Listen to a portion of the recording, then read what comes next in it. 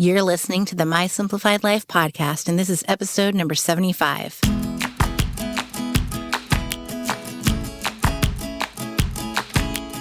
Welcome to the My Simplified Life podcast, a place where you will learn that your past and even your present don't define your future.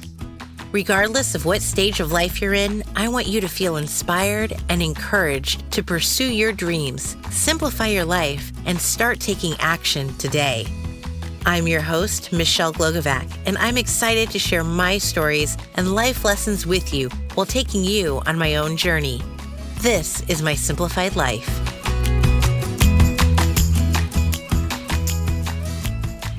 Hello, my friends. Welcome to another episode. I'm your host, Michelle Glogovac.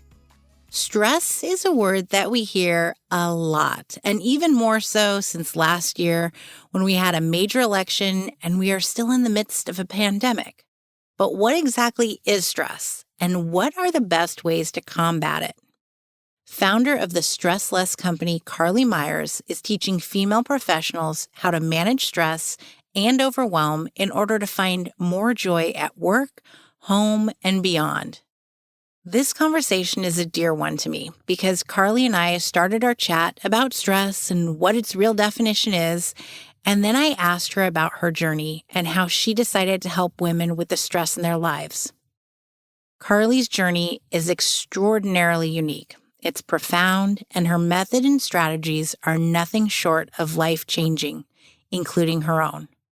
We all deserve to enjoy this one life we are given, and reducing stress that we can't control, along with the stress that we can control, will help us live happier, healthier lives.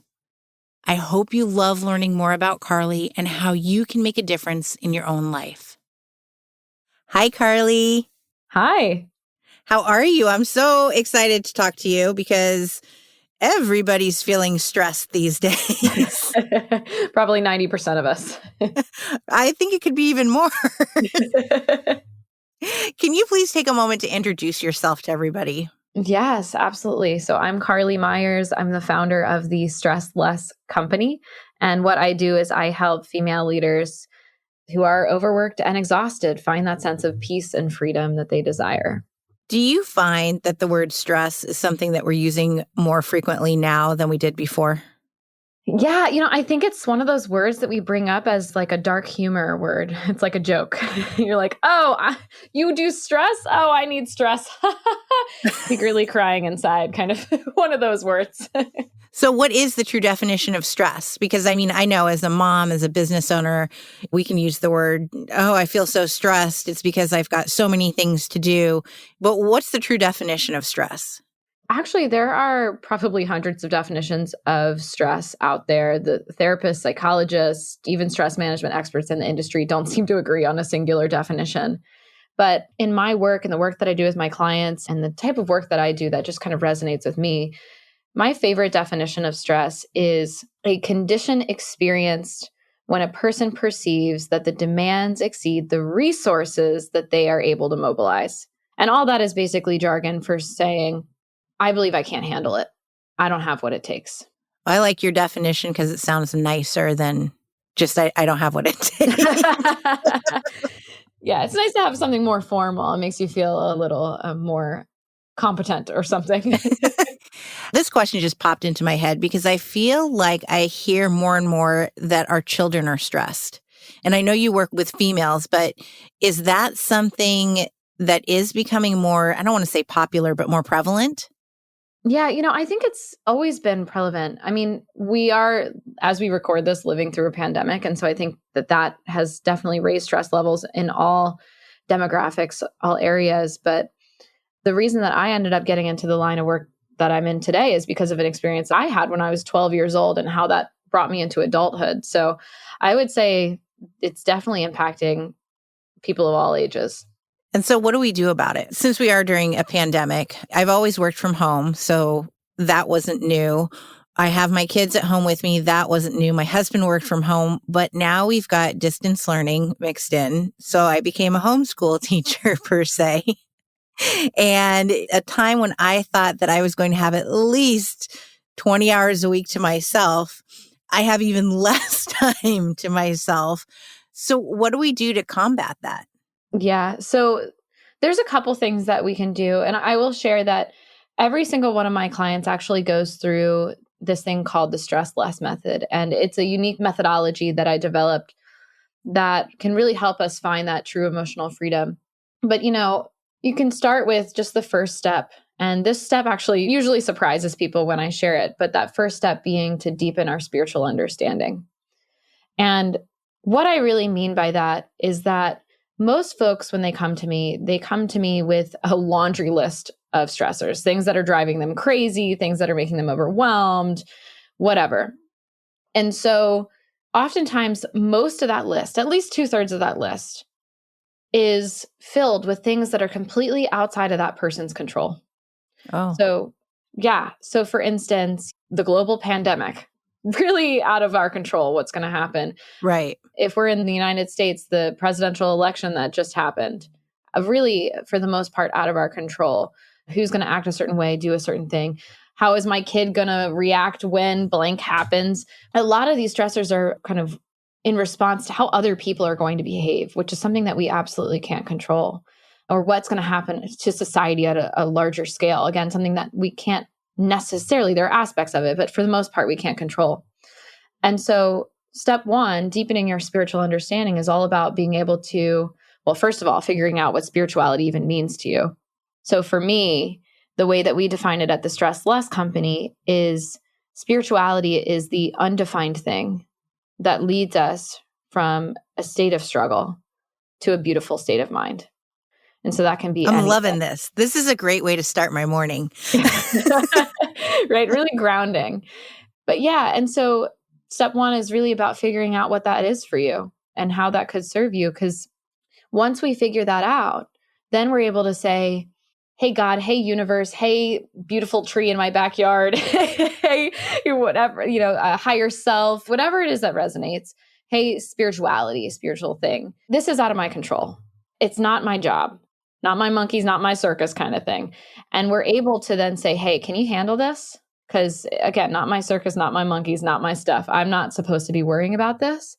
And then when we truly embody this step of handing off the worry of the things that are actually outside of our control, it creates space for us to then handle physical space, emotional space, et cetera, to then handle the things that are actually in our control. It's like the phrase, give it to God. Yep. I've heard another iteration of that. Let go and let God. Yes. Yep. I can attest to that so much because I feel like when things are coming at me, like there's a client that I'm thinking, I don't know if that's going to work, or there's so much to do. And I just go, you know what?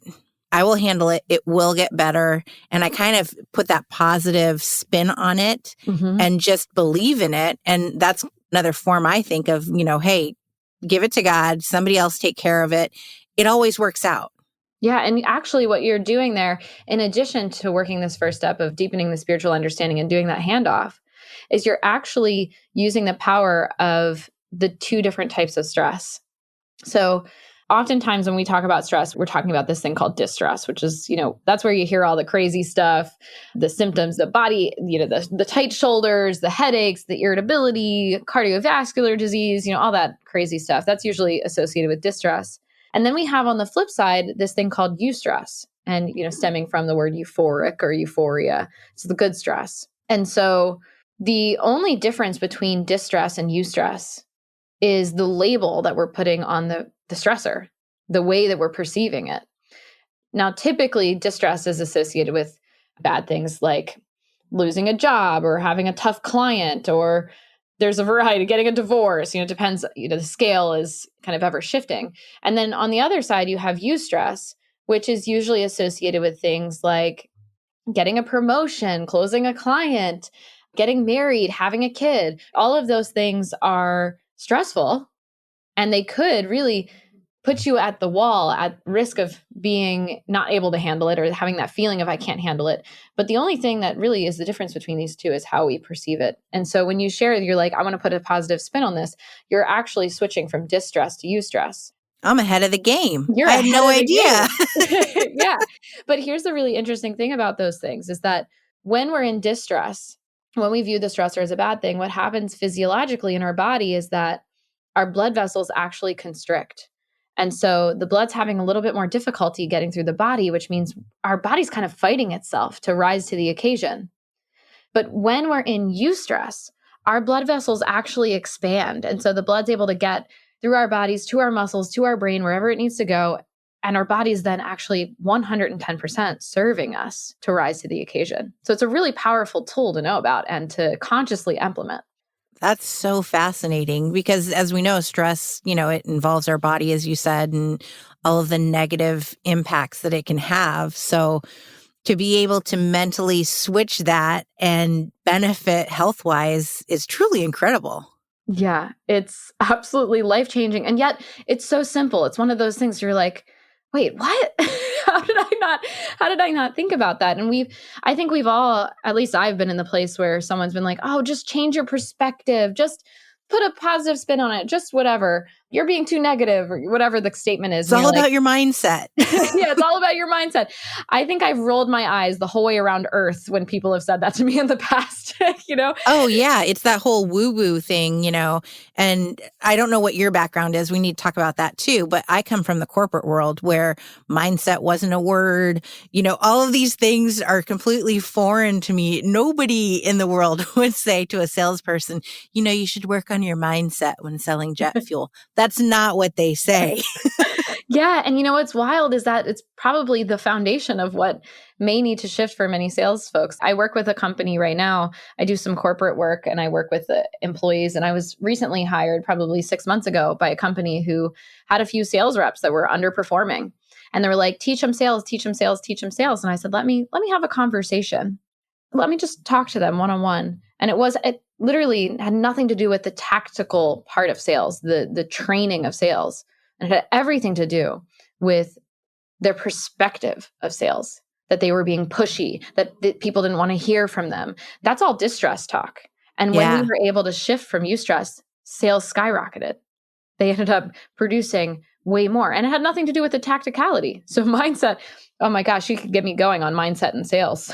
It's so absolutely true because I did sales for 18 years in aviation and my husband is now sales. He was product manager before, but he's always been like, sales is icky. I don't like sales. And I had told him at some point last year, I'm like, you got to look at it as a relationship thing. You're just building relationships. Stop thinking you need to sell everything. Go start bringing donuts to people and just be pleasant in yourself. And his sales skyrocketed. Mm-hmm. Like he then had a record. I'm like, there you go, my friend.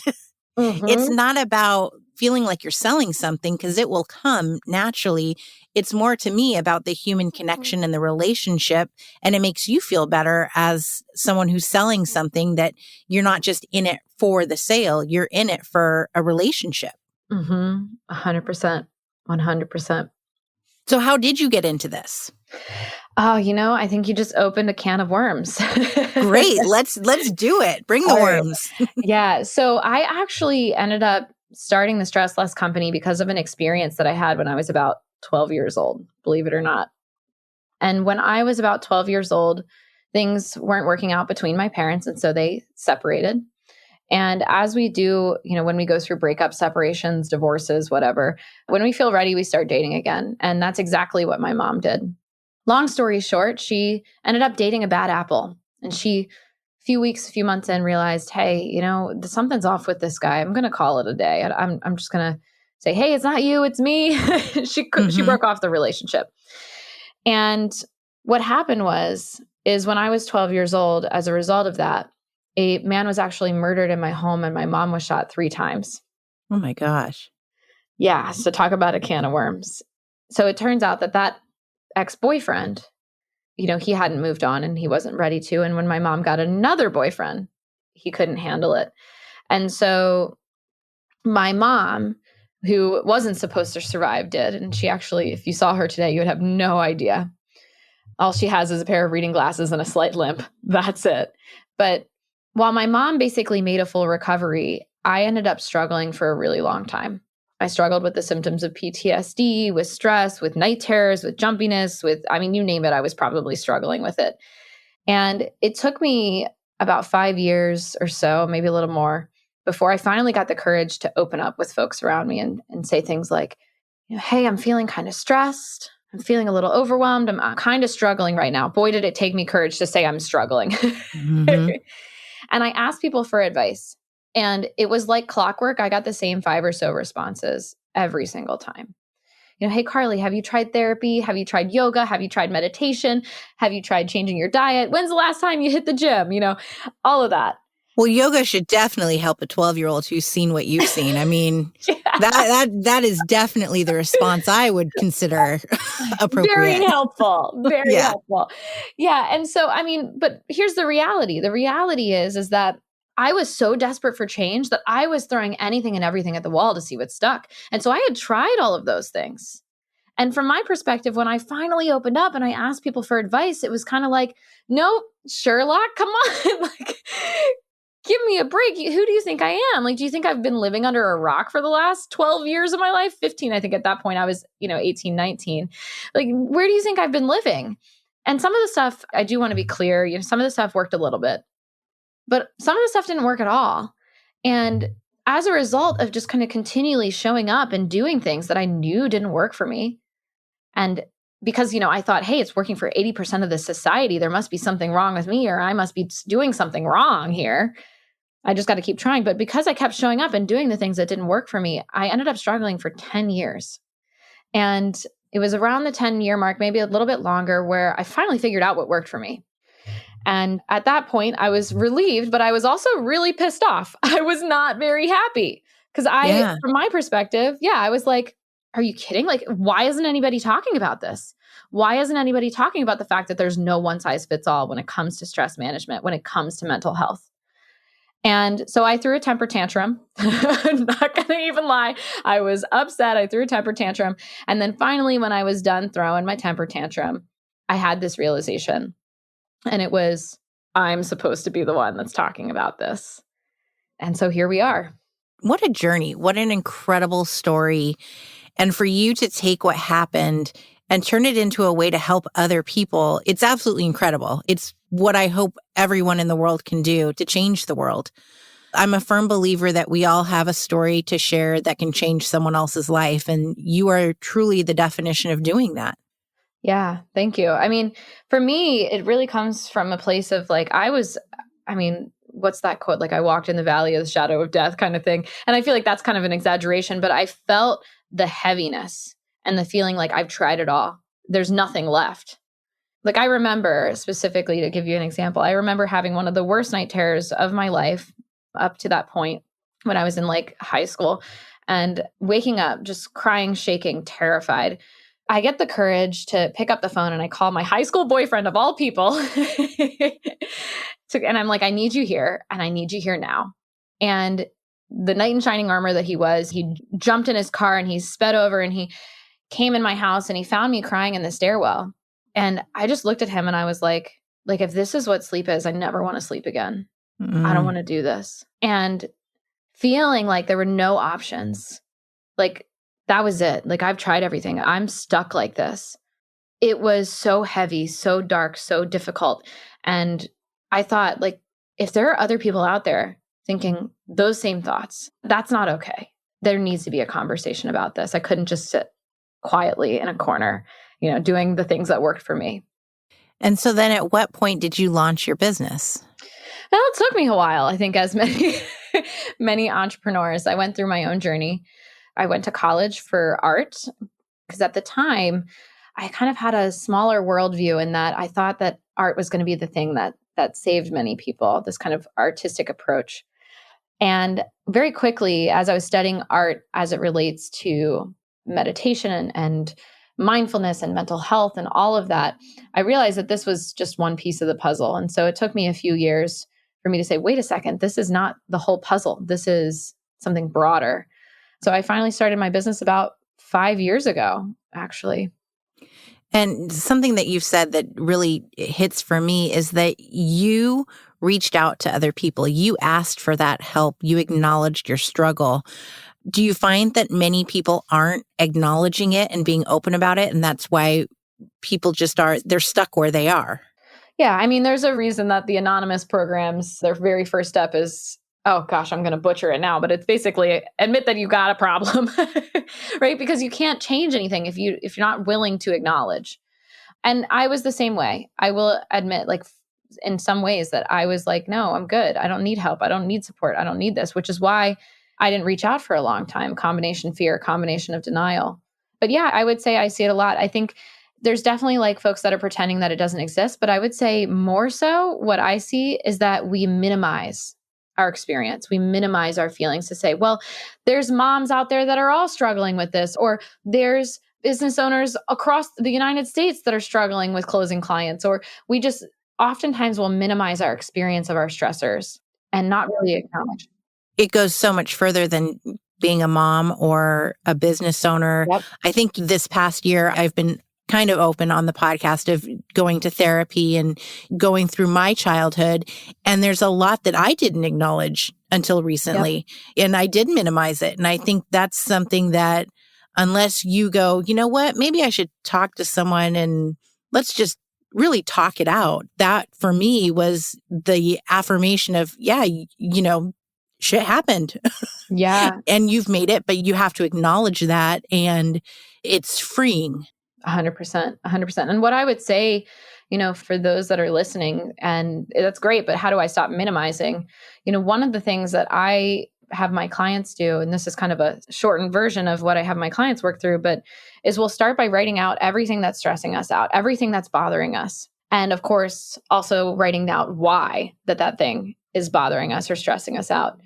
And then we then look at the 5 basic human needs and ask ourselves, what of these 5 basic human needs are being threatened? So is it our physiological needs, food, water, air, shelter kind of stuff? Is it safety needs? Is it having a house to live in, property? Is it money stuff? Is it a sense of love and belonging that's being threatened? Is it my self-esteem that's being threatened? Is it self-actualization, which is basically a fancy way to say, is it getting in the way of me becoming the best version of myself? And what happens is when we go through that process, we realize that, for instance, our partner texting while we're trying to tell them a funny story about our day is actually much bigger than we're making it out to be. Like, oh, he or she needs to put their phone away. No, actually, this instance isn't as small as we think. It's actually impacting a basic human need, which could be a sense of love and belonging, a sense of self-esteem. How did I end up in a relationship where I'm not being paid attention to? I'm not getting my needs met. And then when we are able to acknowledge that our basic human needs are being threatened or they're not being met, then we can say, oh, wow, this is a much bigger deal than I thought. I need to address this. We've gone so deep. I love that we started about like, what's stress? And I feel like it's a topic that, like you said before, it's the humorous thing of, you know, oh, I'm a mom and I'm a train wreck and I'm a hot mess. And and now we've gone down this path of, you know, realizing it is so much more. It's so much deeper than any of us, than I think most of us realize and recognize. 100%. You know, going back to the symptoms, I actually have a free download. I'll have to make sure that you get the link for it, but shows us everywhere that stress can impact the mind and the body. And it's almost every single part of the body. It can affect digestion. I don't know about you guys, but when I was in high school, right before sports, I was always in the bathroom, right? I was stressed. I was worried. I was nervous. It can affect actually reproduction. It can lower sperm count. It can affect the way that children develop. It can affect our muscles and tightness and mental health. I mean, it's actually impacting so much more of our physical body than many of us really come to realize. What would you tell, let's say, especially women right now, that since we have so many outside factors that we really can't control, we can't control this virus, we can't control that most of our children are distance learning. How would you tell women right now who are dealing with all of these outside stressors, such as the virus, having to distance learn, and these are all things that we can't control, but yet they are controlling our lives right now. How do we deal with that? Yeah, I would say that really goes back to that first step. That's really about saying, okay, I now realize that this is outside of my control. What can I do to hand this off to this sense of spirituality? So if I don't have any sense of spirituality, how do I find that? If I have healing around my spirituality, how do I heal that? But getting to the place where we are able to say, hey, this is yours. and it creates space for us to focus on what's within our control. So a great tactical example of this is using a form of written prayer or auto writing. And so something that I do every day is I sit down with my journal, pen, paper, and I'll write out, hey, this thing, the pandemic is driving me crazy. I don't know if I can take much more of this thing or that thing or not seeing my friends in person or whatever it is. Do you have any guidance? First of all, can you take this from me? And second of all, do you have any guidance for me to navigate these exceptional times? I'll write that out, and it's always a handoff, a formal handoff to say, hey, can you take this? And then the second piece is I'll write, have a little spot where I'll put HP for higher power or G for God or whatever resonates for you. And then I'll just automatically write, just intuitively flow a response. And so I'll get a response from my higher power that says, hey, don't worry, or, whatever it is. It may be get up off your butt and go do something. But that's a really tactical way that we can do that handoff. And I find that the tactical really works well for me. I need to have that physical handoff. But that could be a really great place to start, is to do something tactical like that. I love that. I'm a big writer and a journal fan. So that's something that definitely is up my alley. Yeah, for sure. And I think that conversation, we think about it, it's like always supposed to happen in our heads, but having that written form, that tactical, can really make it feel so much more comforting, real, logistical in some ways. And a lot of us like those things. I know I do. Yeah. Can you share with everyone where they can find you, please? Absolutely. So the first place that you can find me is basically anywhere on social media at The Stress Less Co. And then I'm also happy to offer the opportunity to apply for a complimentary stress assessment. And so what that does is that where we'll talk about what's causing the stress and the overwork in your life. I'll hold deep energetic space for you. I'll listen deeply. And then together we'll get to the root of why you haven't found the peace and the freedom that you desire yet. And so if that's calling you, you can visit stresslessco.com/apply. I love that. Thank you so much, Carlee. It was such a pleasure to not just meet you, but to hear your story and truly to hear how you're changing the world and people's lives. I greatly appreciate it and appreciate you. Thank you so much for having me. Friends, I hadn't met Carlee before our chat, and I was honored that she shared her personal story with me and all of you. I honestly had no idea about how her childhood had led her to where she is today, and I am so grateful that Carlee was willing to be so candid, open, and authentic with me, and for all of you to hear that. This is absolutely one of the reasons why I love hosting this show. I get to meet real people with life-changing stories and experiences, and to see the positivity that they're making in the world. I hope this is a reminder for all of you that no matter what life has brought you, you are in control of your future and your destiny. If you don't like the direction someone thinks you should be going in, then change it. You get to make the choices for yourself, and you deserve to live a happy, fulfilling, and stress-free life. Until next week, my friends.